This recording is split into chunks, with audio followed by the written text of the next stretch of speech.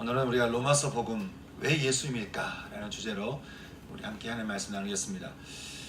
스페인의 대표적인 바이올리니스트 겸 작곡가였던 파울로 데 사라사테는 이렇게 말합니다. 내가 14시간씩 하루도 빠짐없이 37년간 바이올린을 연습했더니 37년간 하여간 빠지지 않고 하루에 14시간씩 그렇게 내가 기본적으로 바이올린 연습을 했더니 비평가들은 나를 천재라고 부르기 시작했다. 다산 정약용 선생님은 제자들을 교육시키면서 언제나 초소를 강조했습니다. 책을 읽으면 반드시 책의 중요한 부분을 뽑아서 기록하면서 글을 모아. 글을 모으면 마음이 모아지니 부지런히 필요한 부분을 쉴 새 없이 기록해라. 초록이 쌓이면 생각이 튼튼해지니 무조건 기록해라. 그것이 공부의 기본이다. 기본을 놓치지 마라. 시인 윤동주에게는 언제나 세 권의 시집이 그의 품에 있었습니다. 바로 백석과 정지용과 김영랑의 시인의 시집이었습니다. 그 중에 그분이 정중의 시를 너무 좋아해서요. 그는 정중의 시를 늘 가까이 하며 그리고 그 시를 이렇게 습작을 했는데 학자들은 그래서 말하기를 윤동주 시를 이해하려면 반드시 그가 늘 가슴에 품고 있었던 정지용을 봐야 한다. 그것이 그의 시를 이루게 했기 때문이다. 그렇게 말을 합니다. 어린 다윗이 소리를 질러대면서 협박하는 골리앗을 넘어뜨릴 수 있었던 것은 훈련되고 무장되고 잘 싸울 줄 알았던 온 나라 군대들과는 달리 마음속에 믿고 있었던 그 신앙, 그 믿음에서 나온 용기 때문이었습니다. 여러분, 믿음의 사람이든 그렇지 않든 기본 없이 인생의 집이 세워지는 법이 없습니다. 그것이 하나님께서 이 세상을 창조하신 창조의 원칙이기 때문에 그렇습니다. 본질 없이 실존이 있을 수가 없는 것이죠. 저는 우리의 신앙이 외형적으로 뭔가 뛰어나고 뭔가 이렇게 대단해 보이는 것이 아니라 기본이 충실한, 그래서 그 기본으로 인해서 세상에 잘 요동하지 않는, 그리고 세상을 오히려 진리 가운데로 견인할 수 있는 그런 전도의 사람이 될 수 있는 그런 은총이 있기를 소망합니다. 오늘 로마서 말씀 하나하나를 제가 이제 찾아가면서 복음의 기본을 함께 나누려고 하는데요. 왜냐하면 오늘 나눌 말씀 구절 하나하나가 우리 교회가 앞으로 나누게 될 전도지 그 내용이기도 하면서 언제나 우리 삶을 견인하는 그런 복음이어야 되기 때문에 그런 것이죠. 제가 성경 구절 하나하나를 찾아가면서 말씀을 나눌 때마다 성경책에 그 다음으로 이어지는 말씀 구절들을 이렇게 적으면서 들으시고 앞으로도 늘 이 말씀을 기반으로 여러분 신앙의 기본을 늘 다져갈 수 있기를 바라는 것이에요. 그럼 여러분, 왜 예수님일까? 여러분, 정말 왜 예수님일까요? 첫째는 로마서 3장 10절 말씀을 통해서 우리가 알 수 있는데요. 우리가 로마서 3장 10절 말씀 함께 먼저 읽어보겠습니다. 이것이 첫 번째 말씀입니다. 우리 함께 읽어보겠습니다. 시작. 기록된 바 의인은 없나니 하나도 없으며. 왜 예수님인가? 첫 번째는 의인이 없기 때문이라는 것. 의인이 없기 때문이다. 다른 말로 말하면 이 세상에 사람을 의인되게 만드는 의가 없기 때문이다 라고 하는 것이. 이 말씀은 말 그대로 이 세상에 의인이 존재하지 않는다라고 하는 그런 말인데요. 여러분, 어떤 사람에게 질문하기를 이 세상에 정말 말 그대로 완전한 의인이 있겠습니까? 라고 물어보면 사람들이 어떻게 대답을 할 것 같습니까? 여러분에게 정말 이 세상에 말 그대로 완전한 의인이 있겠습니까? 라고 물어보면 어떻게 대답할 것 같아요? 세상에 그렇게 완전한 의인이 있겠습니까? 하고 오히려 이렇게 답을 하겠죠. 그러면 제가 그 사람에게 묻는 거예요. 그러면 당신은 죄인입니까? 근데 그 질문에는 대답을 잘 못하는 거예요. 왜냐하면 자기 기준에 따르면 자기가 그렇게 죄인이라고 생각되지 않기 때문에 그런 것이죠. 의인은 없다고 얘기를 하는데 자기는 죄인이 아니라고 하는 말이 모순이겠죠. 팀켈러 목사님이 자신이 죄인이 아니라고 하는 사람에게 이런 비유를 말씀하셨습니다. 만약에 우리 목에 보이지 않는 소형 녹음기가 있어서 당신이 사람들에게 이야기했던 모든 기준들을 다 녹음했다고 칩시다. 이렇게 살아야 되고 이렇게 해야 되고 하는 모든 이야기를 다 녹음했다고 칩시다. 그리고 심판날에 하나님께서 그것을 그 녹음을 이렇게 틀어주면서 그동안 사람들에게 했던 모든 기준대로 당신을 심판한다고 한다면, 당신이 예수를 안 믿어서 뭐 기준이 없다고 얘기를 해서 그러면 당신이 이야기했던 그 모든 것을 기준으로 해서 당신을 심판한다고 한다면 지구상에 그 시험을 통과할 수 있는 사람이 과연 몇이나 있겠냐고 하는 거예요. 자기가 맞다고 말하면서도 그 맞다고 하는 대로 살 수 없는, 우리는 결코 의인이 될 수 없는 존재라는 거예요. 의인이 될 수 없으면서 죄인이고 싶지 않는 모습인 거죠. 어떤 사람은 그렇게 말할지 모르겠습니다. 나는 그래도 그렇게 나쁜 사람은 아닙니다. 나는 그래도 좀 괜찮은 사람입니다. 그렇게 말할지 모르겠어요. 여러분, 요즘에는 어떤지 모르겠지만요, 감옥에서도 사람들에게 이렇게 천대받는 사람이 있다고 합니다. 예를 들면 부모나 가족에게 상해를 입히고 들어온 사람이거나 성범죄자들이라고 하는데, 그분들이 감옥에 가면 함께 있는 그 분들이 그렇게 말한다는 거예요. 너는 정말 인간 말종이니, 그렇게 이야기를 하면서 그 안에서 그렇게 왕따시킨다라고 하는 것이죠. 그렇게 그분들은 그 속에서 서로 등급을 매기면서 서로 좀 누가 좀 낫고 누가 좀 이렇게 못하고 결정할지 모르겠지만요, 여러분, 밖에서 봤을 때 그분들은 다 어떤 분들이죠? 죄인인 거예요. 사람들이 저마다 자신들이 세워놓은 그 기준을 따라서 어떤 이는 존경을 받고 어떤 이는 추앙을 받으면서 존경을 받을지 모르겠지만, 하나님께서 보시기에 인생은 어떻다는 거예요? 의인이 없으니 하나도 없다는 거예요. 다 죄인이라는 거예요. 의인은 없나니 하나도 없다. 그런데요, 이 말씀의 대상이 반드시 믿지 않는 사람들만을 향한 것은 아니었습니다. 이 말씀은 당시 율법을 잘 지키며 살아가던 유대인들에게도 향했던 말씀이었습니다. 너희들이 그토록 애를 쓰며 율법을 지키고 살아가지만 하나님께서 보시기에는 의인은 없나니 하나도 없다는 거예요. 여러분, 이게 무슨 말일까요? 신명기 30장 말씀을 보면요, 하나님께서 이스라엘 백성들에게 이렇게 말씀하신 말씀을 우리가 보게 됩니다.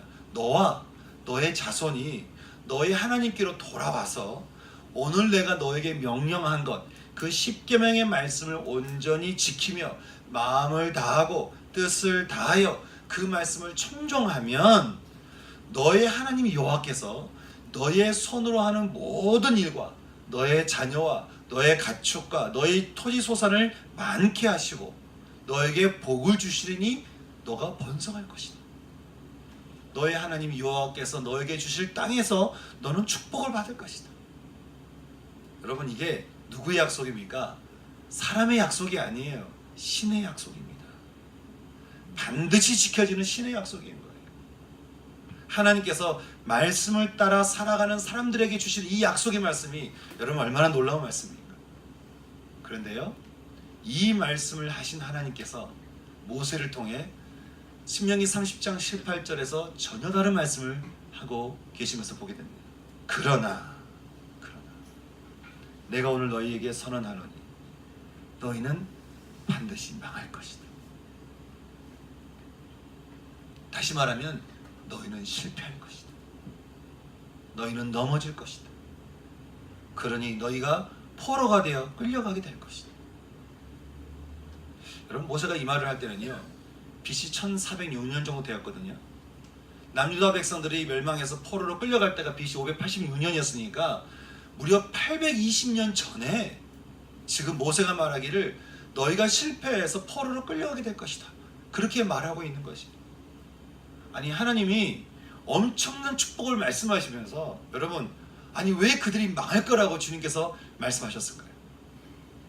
그것은요, 율법을 주신 그 하나님과의 그 만남보다 그 법을 지키려고 하는 그런 우리의 죄성이 하나님을 중심을 두고 하나님을 따라 살아가기보다는 내가 세워놓은 어떤 기준들, 그 기준을 따라 살아가려고 하는 그 우리의 그 죄성이, 우리의 지혜와 우리의 행위가 결국에는 인간을 사망으로 인도하게 될 거라고 하는 거예요. 그러니 율법으로 열심히 있는 너희여, 너희는 결국 실패할 것이다. 욥기서를 보면요, 모든 삶이 의로웠던 그 욥이 모든 것을 다 순식간에 잃어버리고는 이렇게 말합니다. 내 입술이 불의를 말하지 아니하였고, 내 혀가 거짓말을 하지 아니하였고, 내가 공의를 굳게 붙잡고 정말 내가 공의롭게 살아서 나를 보고 젊은이들은 숨었고 노인들은 일어나 서서 나에게 절했습니다. 유지들은 말을 삼가고 손으로 입을 가렸고 지도자들은 나를 보면 말소리를 낮추었습니다. 이는 부르짖는 빈민과 도와줄 자 없는 고아를 내가 건져냈습니다. 망하게 된 자도 나를 위하여 복을 빌었고 과부의 마음이 나로 말미암아 기뻐 노래하였다는 거예요. 그러나 이제는 하나님이 나를 진흙 가운데서 던지셨고 나를 티끌과 재 같게 하셨구나.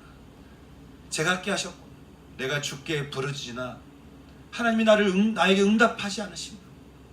하나님이 나를 잔혹하게 대하시고는 그 힘있는 손으로 이제는 나를 대적하시는구나. 차라리 내가 태어나지 않았으면 좋을 뻔했다.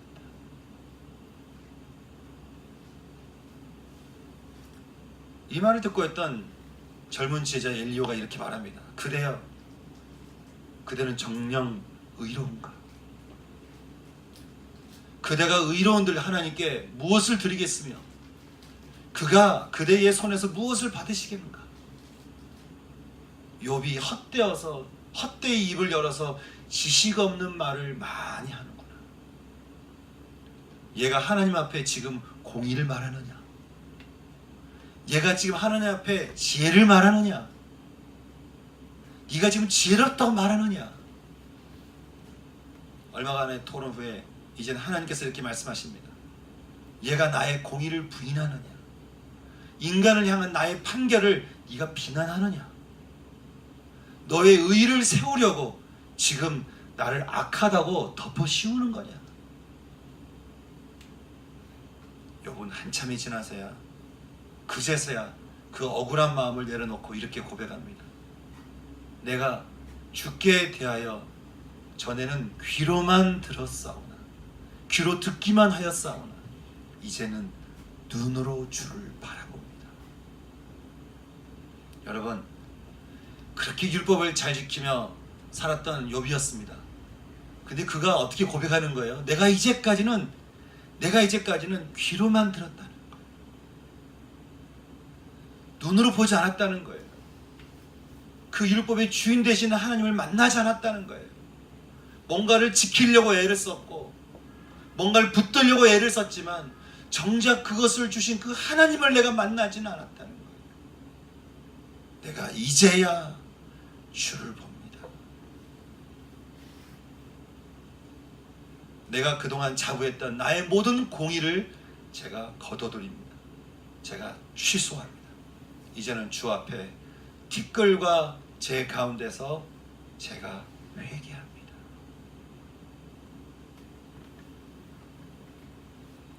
욥기서는요, 그 어떠한 의로움도 결코 인간을 사망에서 건져낼 수 없다는 것을 우리에게 말씀을 해주고 있습니다. 율법을 가지고 의롭게 되려고 애쓰는 너희여, 너희는 결국 실패할 것이다. 율법을 모르는 사람이나 율법을 배워서 그대로 열심히 살아가는 사람들입니다. 아니, 신앙이 꼭 아니더라도 자신이 맞다고 하는 어떤 신념을 붙들고 사는 삶이라 할지라도 성경은 말하기를 의는 없으니 하나도 없다는 거예요. 결국 실패한 인생이 될 거라는 거예요. 여러분, 이런 인생의 결국에 대해서 로마서 3장 23절은 이렇게 말합니다. 우리 3장 10절 끝에 3장 23절을 이렇게 적어놓고 그 다음에 우리 말씀을 읽어보겠습니다. 같이 읽을까요? 자, 시작. 모든 사람이 죄를 범하였으며 하나님의 영광에 이르지 못하다. 여러분, 여기서 말하는 하나님의 영광이라고 하는 것은 영원한 생명이 가득한 하나님의 나라를 말합니다. 잘났든 못났든 모든 사람이 죄를 범하였음에 하나님의 영광, 그 영생하는 그 나라에 모든 사람이 들어가지 못하게 되었다는 거예요. 그 이유에 대해서 로마서 5장 12절은 이렇게 말합니다. 다시 3장 23절 끝에 5장 12절을 적어놓고 우리 함께 말씀을 읽어보겠습니다. 우리 같이 읽겠습니다. 시작.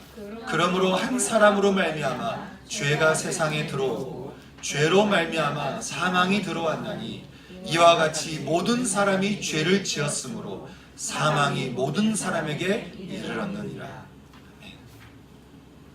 여기 사망이 어떤 사람에게 임하게 되었다고 말씀하고 있습니까? 모든 사람. 여러분, 여기 이 모든 사람 중에 들어가지 않을 사람 있으십니까? 언젠가 연세대학교 채플 예배를 인도하시던 목사님께서 여기 학점 따라 그 채플 예배 시간에 앉아 있는 거니까요. 하도 설교를 듣지 않으니까 영화를 한 편을 보여줬대요. 그 영화가 어떤 영화냐면 처음부터 기분 나쁜 영화예요. 처음부터 기분 나쁘기 시작해서 점점 기분 나쁘게 하더니 마지막에는 정말 기분 나쁜 장면으로 절망으로 끝나는 영화 한 편을 이렇게 보여준 거예요. 편집해서. 그리고는 영화가 끝나자 이렇게 말씀하셨답니다. 여러분 어차피 목사가 이야기한 거 안 들으실 것 같아서 그래도 앞으로 여러분 인생이 어떻게 끝날지는 아셔야 될 것 같아서 제가 영화로 편집해서 제가 보여드렸습니다. 여러분, 앞으로 여러분이 어떻게 사시든 얼마나 여러분이 성공하시고 얼마나 여러분이 돈을 많이 가지시든 죄송하지만 영화를 보신 대로 여러분의 마지막은 이렇게 끝날 겁니다. 잘 사시기 바랍니다. 그리고 강단에서 내려가시는데 그 내려가다가 얼른 다시 강단으로 올라가서 그렇게 말씀하셨대요. 그런데 여러분, 그렇게 망하지 않을 수 있는 방법은 하나 있습니다. 혹시 여러분 그 방법을 좀 들어보시지 않겠습니까? 그랬더니 학생들이 신문을 내려놓고 잠자던 사람들이 고개를 들더래요. 그리고는 그날 복음을 들은 적지 않은 사람들이 예수님을 영접했다고 합니다. 모든 사람에게 사망이 임할 수밖에 없는 의는 없으니 하나도 없다. 사람을 살릴 수 있는 의가 이 세상에 없다. 그러나 성경은 말하죠. 여호와는 나의 목자시니 내게 부족함이 없으리라. 그가 내 영혼을 살리시고 내 영혼을 소생시키시고 자기 이름을 위하여 우리를 의의 길로 인도하신다.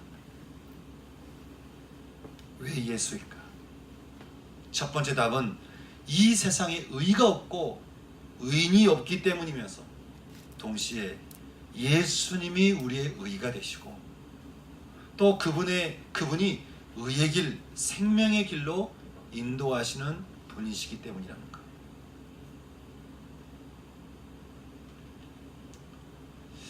그러면 이제 왜 예수일까? 그 두 번째 답은 이렇습니다. 우리 로마서 5장 12절에요. 6장 23절을 적어놓고 말씀 또 찾아보겠습니다. 같이 읽겠습니다. 시작. 죄의 삭은 사망이요 하나님의 은사는 그리스도 예수 우리 주 안에 있는 영생이니라. 아멘. 여기 은사라고 하는 이 단어는요, 선물이라는 뜻입니다. 다시 말해서 죄의 삭은 사망이어서 당연히 죽을 수밖에 없는 우리들이지만 죽음을 앞둔 우리들에게 하나님께서 우리에게 선물을 주셨는데 그 선물이 바로 그리스도 예수 우리 주 안에 있는 영생이라는 거예요. 왜 예수인가? 두 번째 답은 이렇습니다. 그 예수가 하나님의 영생의 선물이기 때문에 그렇다는 거예요. 영생의 선물이기 때문에 그렇다. 여러분, 이 영생의 선물이 어떻게 주어졌을까요? 우리 6장 23절 그 뒤에다가 다시 5장 6절에서 9절 5장 6절에서 9절 이렇게 적어놓고 함께 우리 말씀을 찾아보겠습니다. 자, 어떻게 이 선물이 주어졌을까? 함께 읽겠습니다. 시작. 우리가 아직 연약할 때에 기약대로 그리스도께서 경건하지 않는 자를 위하여 죽으셨도다. 의인을 위하여 죽는 자가 쉽지 않고 선인을 위하여 용감히 죽는 자가 혹 있거니와 우리가 아직 죄인 되었을 때에 그리스도께서 우리를 위하여 죽으심으로 하나님께서 우리에 대한 자기의 사랑을 확증하셨느니라. 그러면 이제 우리가 그의 피로 말미암아 의롭다 하심을 받았으니 더욱 그로 말미암아 진노하심에서 구원을 받을 것이니. 아멘. 우리가 아직 연약하고 죄인 되어서 하나님과 원수 되었을 때에 하나님께서 우리에게 어떻게 하셨다는 거예요? 아들 예수를 죽게 하심으로써 우리의 죽음을 대신 짊어지게 하시고 그 죽음으로 말미암아 우리에게 의를 주셨으니 우리가 그 의로 말미암아 죽음에서 살아나게 된다. 죽음으로 가는 인생에서 생명으로 가는 인생이 되었다는 거예요. 왜 예수인가? 그분은 죽음으로 가는 우리 인생에 하나님께서 주신 생명의 선물이기 때문에 그렇다는 거예요. 여러분, 이 선물은요 받아도 되고 안 받아도 되고 하는 것이 아닌 것이죠. 받으면 살고 안 받으면 죽습니다. 여러분, 우리끼리 하는 얘기지만 예수님을 믿지 않으면 죽는 거예요. 예수님을 믿으면 사는 것이고 예수를 믿어서 그분이 주시는 그 선물을 받으면 사는 것이고 그분이 없으면 죽는 거예요. 우리가 날마다 예수님을 영접하며 살아야 되는 이유가 거기 있는 거예요. 아침에 여러분 일어나셔서 출근하기 전에 먼저 예수님이 내 삶 가운데 영접할 수 있도록 예수님이 내 삶 가운데 임하실 수 있도록 우리가 기도해야 되는 이유가 거기에 있는 거예요. 예수님이 있으면 살고 예수님 없으면 죽기 때문에 그렇습니다. 사랑하는 여러분, 저는 하나님께서 우리에게 주신 이 선물을 세상 그 어느 것보다도 귀히 받아들이고 이 선물이 우리 삶 가운데 중심되고 주인되게 해서 하나님께서 우리 삶에 주시는 그 생명을 받아 누릴 수 있는 그런 은총이 임할 수 있기를 주님의 이름으로 축복합니다. 이제 세 번째, 왜 예수인가? 우리 로마서 5장 9절 끝에다가 이제 10장 10절을 적어놓고 함께 우리 말씀을 읽어보겠습니다. 자, 시작. 사람이 마음으로 믿어 의에 이르고 입으로 시인하여 구원에 이르느니라. 다시 한번 읽겠습니다. 시작. 사람이 마음으로 믿어 의에 이르고 입으로 시인하여 구원에 이르느니라. 왜 예수인가? 세 번째는 마음으로 믿어 의에 이르기 때문에. 여기서 마음이라고 하는 것은요 인격적인 관계를 말해요. 그냥 내가 말로 믿습니다 라고 하는 것을 말하는 게 아닙니다. 이사야 선지자를 통해 하나님께서 하셨던 말씀이 있습니다. 주께서 이르시되 이 백성이 입으로는 나를 가까이 하고 입술로는 나를 공경하지만 그들의 마음은 내게서 멀리 떠나있도다. 그들이 나를 경배한다고 하지만 그들이 헛되이 경배하고 있구나. 입으로는요, 생각으로는 예수를 받아들이고 믿는다고 말을 할 수 있습니다. 그러나 마음의 자리는 다르죠. 사람들이 그 자리는 좀처럼 다 내주지 않기 때문에 그렇습니다. 마음의 자리를 점처럼 내주지 않아요. 하나님께 좀처럼 마음의 자리를 내주지 않아요. 그 하나님이 내게 임하셔야 내가 사는데도 불구하고 점처럼 내주질 않아요. 신앙을 가지면요 믿는 것과 아는 것이 일치할 수밖에 없습니다. 왜냐하면 하나님과 내가 인격적인 만남을 하면 할수록 그분을 알 수밖에 없고요, 그분을 알면 알수록 더욱 그분을 믿을 수밖에 없기 때문에 그런 것이죠. 우리가 모두 죄인이라는 사실과 그래서 우리 모두 사망 가운데 갈 수밖에 없는 운명인데도 그 운명 끝자락을 붙들고 하나님께서 선물로 주신 그 생명의 예수님을 마음으로 믿고 그분과의 만남을 시작하면 하나님께서 우리 가운데 어떤 일을 행하신다고요? 의에 이르게 하고 구원에 이르게 한다라고 하는 것이죠. 사람들이 예수님을 믿는다고 말은 하지만 왜 마음으로는 그렇게 인격적으로는 만나지 못할까요? 그분을 잘 모르기 때문에 그렇습니다. 안다고 하는 착각 때문에 그렇습니다. 만나지 않는 것은 아는 것이 아닙니다. 머리로 아는 것은 아는 것이 아닙니다. 욥은 하나님을 안다고, 아주 잘한다고 그런 착각했습니다. 그러나 모든 것을 다 잃고서야 자신의 한계점에서 진짜 하나님이 어떤 분이신지를 그는 알게 되었습니다. 다윗이 이렇게 말했죠. 고난당한 것이 내게 유익이라. 고난당한 것이 내게 유익이라. 이로 말미암아 내가 진짜로 주의 율법을 배우게 되었다는 거예요. 사랑하는 여러분, 여러분의 마음에는 지금 누가 있으십니까? 여러분의 의입니까? 아니면 하나님의 의입니까? 그리스도입니까? 아니면 혹시 여러분이 의지하고 붙들고 있는 어떤 누군가나 어떤 신념이 혹시 여러분 가운데 있지는 않으십니까? 주님이 말씀합니다. 사망으로 가는 우리를 위해 하나님이 주시는 선물 되시는 그리스도를 마음으로 받아들이고 그분을 영접하며 우리 인생이 의에 이르고 생명에 이르고 구원에 이르러서 우리로 하여금 의인되게 하신다는 거예요. 여러분, 구원이 무엇이겠습니까? 단순히 천국 가는 것이 구원이겠습니까? 천국이 우리 삶에 임하는 것이 구원인 것이에요. 천국이 임하니 천국에 가는 거예요. 천국이 관계 가운데 임하고요. 천국이 우리 일터 가운데 임하고 천국이 우리 가정 가운데 임하니 그 가정과 직장과 관계가 이전보다 점점 천국으로 여러분 가지 않겠습니까? 사랑하는 여러분, 저는 여러분의 마음 가운데 있는 모든 영역 가운데 예수님을 영접하셔서 그 예수님과 인격적으로 교제하시고 그 예수님을 만나면서 그 의가 되시는 그분으로 말미암아서 여러분과 여러분의 가정과 여러분의 일터에 천국이 임할 수 있는, 천국의 축복이 임할 수 있는, 천국의 평강이 임할 수 있는, 그래서 우리를 살리는 그 생명의 길, 그 의의 길을 걸어갈 수 있는 전 저와 여러분의 인생 되기를 주님의 이름으로 축원합니다.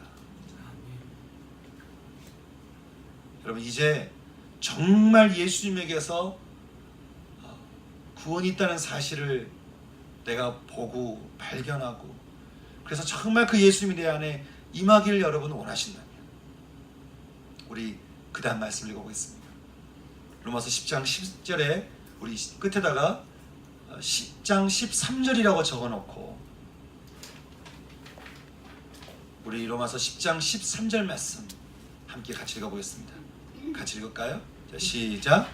누구든지 주의 이름을 부르는 자는 구원을 받으리라. 아멘.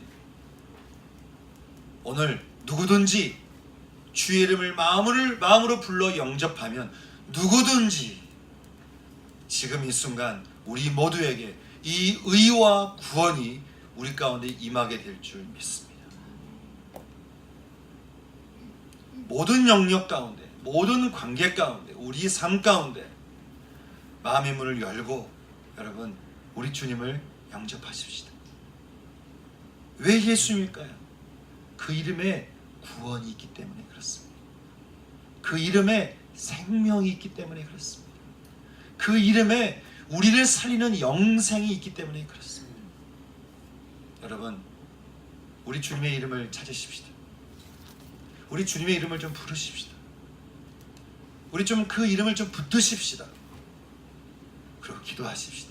주님, 제가 마음의 문을 활짝 열어 생명의 주님을 영접합니다. 그러니 주님 제게 임하여 주시옵소서. 저를 다스리시옵소서.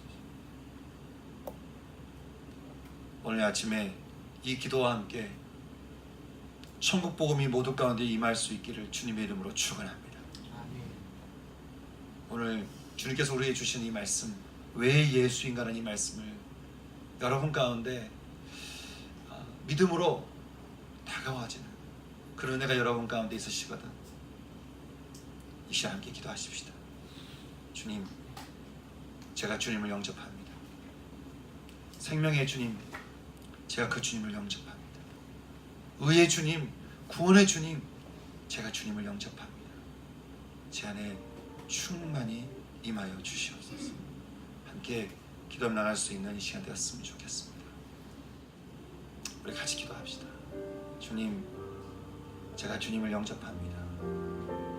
정말 내 안에 주님을 영접합니다. 이 죄인 불쌍히 여겨주시고 이 죄인 긍휼히 여겨주셔서 의의 길로 가게 하여 주시옵소서. 의의 주님 제 안에 임하여 주시옵소서. 저를 구원하여 주시옵소서. 저에게 생명을 부어 주시옵소서. 함께 마음의 문을 활짝 열고 우리 주님을 영접하는 기도 함께 드리겠습니다. 아론 이제 구원의 선물을 받은 이들에게 이렇게 말합니다. 사람들은 자기들이 믿은 적이 없는 분을 어떻게 부를 수 있겠습니까? 들은 적이 없는 분을 어떻게 믿겠습니까? 전하는 사람이 없으면 어떻게 듣겠습니까? 기쁜 소식을 전하는 사람들의 발걸음이요, 그 발걸음이 얼마나 아름답습니까? 그 아름다운 길을 평생 걸어갔던 이 바울의 이 권면처럼 오늘 이 시간 또 한 가지 들고 기도했으면 좋겠습니다. 우리의 가족과 같은 분들을 위해서 기도했으면 좋겠습니다. 실제 가족이든 아니면 정말 내게 가족과 같은 분들이든 믿음이 없는, 생명이 없는 그분들을 위해서 이 시간 기도하면서 하나님, 그분들에게 생명이 들어가게 하여 주시옵소서. 그들의 삶에 영생의 축복이 임하게 하여 주시옵소서. 의의 길을 가게 하여 주시옵소서. 생명이 임하게 하여 주시옵소서. 사망의 길에서 하나님, 그 길에서 터나여서 생명길로 가게 하여 주시옵소서. 함께 그분들을 위해서, 우리의 가족들을 위해서 함께 기도할 수 있는 시간 되기 원합니다. 함께 기도하겠습니다. 기도하시겠습니다. 하나님 아버지, 이 시간